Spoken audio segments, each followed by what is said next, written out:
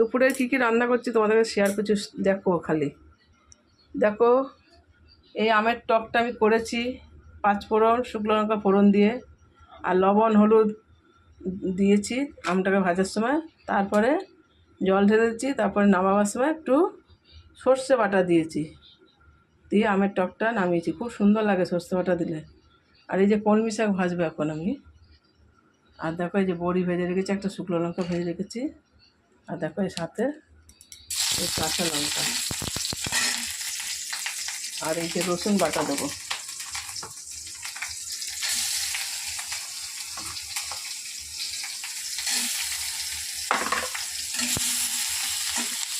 এই শাকটাকে ভাজবো রসুন বাটা দিয়ে। আমি রসুন কুচিও দিই, বাটা আছে বাটাই দিচ্ছি। আর এই যে ভোলা মাছের ঝোল করেছি আলু দিয়ে, সর্ষে বাটা দিয়ে, আর 2টো টমেটো দিয়েছি। আর দেখো ধনে পাতা লাস্টে ছিটিয়ে দিয়েছি। দেখো এরকম পাতলা ঝোল হয়েছে।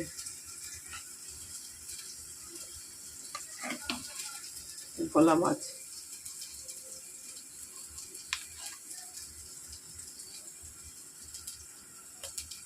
খুব সুন্দর লাগে এরকম করে ভোলা মাছের ঝোল করলে, পাতলা করে, বেশি মশলা দিইনি, হালকা করে। ভোলা মাছের ঝোল, আমের টক, আর তোমার সাথে কলমি শাক ভাজা,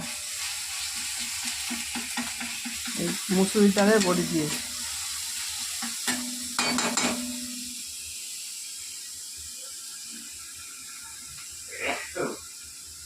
কেমন হয়েছে বন্ধুরা?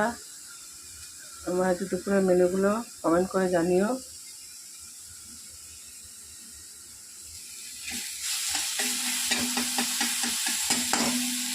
বেশি তেল দিলাম না, এবার শাকটাকে দিয়ে দেবো।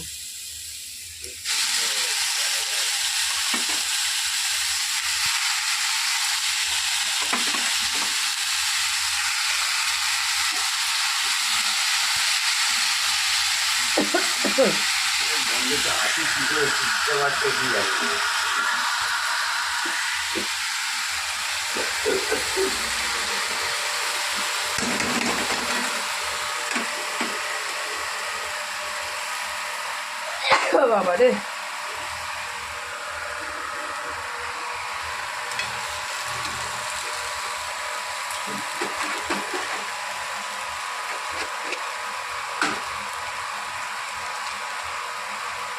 এটা এখন নুন দিয়ে দিলাম।